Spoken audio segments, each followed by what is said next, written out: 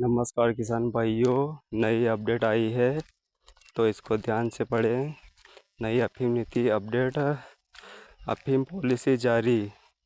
80 kilo से कम डोडा देने वाले किसानों के लाइसेंस होंगे निलंबित। 2 नए लाभ भी शामिल हैं।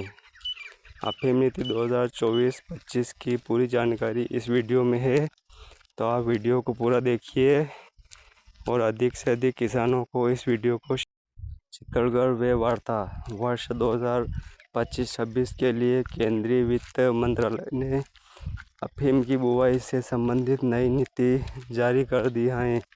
इसमें कई अहम प्रावधान किए गए हैं, जिनके तहत किसानों के अफीम लाइसेंस मिलने और कटने की प्रक्रिया को प्रभावित बनाया गया है। विशेष रूप से CPS पत्ती बिना चीरे की खेती में प्रति 10 आरी 80 किलो से कम डोडा देने वाले किसानों के लाइसेंस 1 वर्ष के लिए निलंबित किए जाएंगे।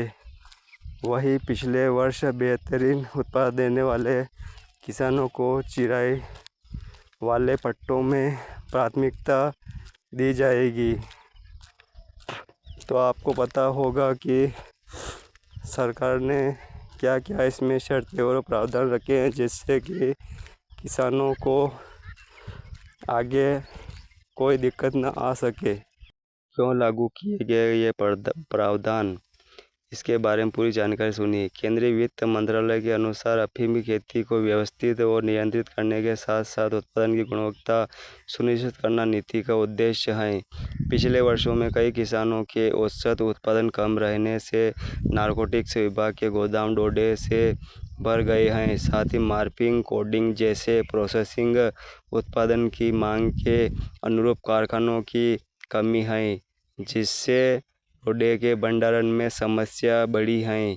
ऐसे में CPS पद्धति के पट्टे घटाने और उत्पादन आधारित लाइसेंस निलंबन का निर्णय लिया गया है। तो आपको ये हमारी जानकारी कैसी लगी? अनेक किसानों को इसकी जानकारी पहुंचाएं, लाइक करें, शेयर करें, जिससे कि अनेक प्रकार के किसान और खेती करने वाले इस जानकारी के बारे में सुन सकें और आगे देख सकें कि आगे क्या होने वाला है। आगे और वीडियो पूरा देखें। नमस्कार किसान भाइयों, आपका मेरे चैनल में स्वागत है। फिर भी किसानों में असंतोष फैला हुआ है। हालांकि 2 लाभ दिए गए हैं, लेकिन अधिकांश किसान इस नीति से असंतुष्ट हैं।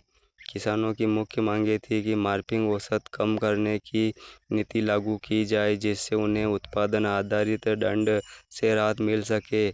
इसे मंत्रालय ने खारिज कर दिया है। इसके अलावा किसानों का कहना है कि 1 साल के कम औसत के आधार पर लाइसेंस काटना अनुचित है। वे चाहते हैं कि पिछले 3 वर्षों की औसत को देखकर लाइसेंस दिया जाए, ताकि परंपरागत किसानों को नुकसान न हो।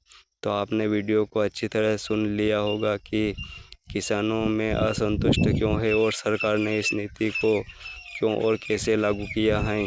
तो और भी आगे वीडियो को पूरा देखें, जिससे कि आपको इसको पूरी जानकारी मिल सके। तो चैनल को अधिक से अधिक शेयर करें, लाइक करें और किसानों को नमस्कार किसान भाइयों, आपका फिर से स्वागत है।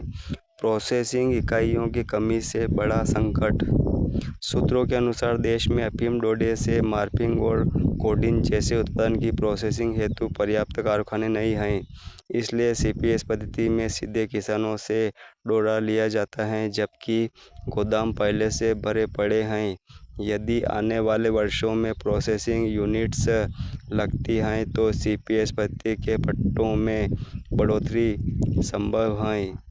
तो आपने सोच ही लिया होगा कि गोदाम भरे पड़े हुए हैं और CPS के पट्टे को भी बढ़ोतरी दी जा रही है, जिससे कि किसानों को इसका लाभ नहीं मिल पा रहा है। तो आप इस वीडियो को ज़रूर लाइक करें। किसानों ने की भारत सरकार से अपील। किसानों की अपील। किसानों ने वित्त मंत्रालय से आग्रह किया है कि औसत उत्पादन का मूल्यांकन 3 वर्षों के आधार पर किया जाए। इससे वे अनावश्यक दंड से बच सकें। और परंपरागत खेती में लगे रहेंगे। साथ ही किसानों ने यह भी कहा है कि नीति में संशोधन कर उन्हें राहत दी जाए ताकि उनकी आजीविका सुरक्षित रह सके। तो आपने सुन ही लिया होगा कि किसानों ने वित्त मंत्रालय से आग्रह किया है कि यह नीति में बदलाव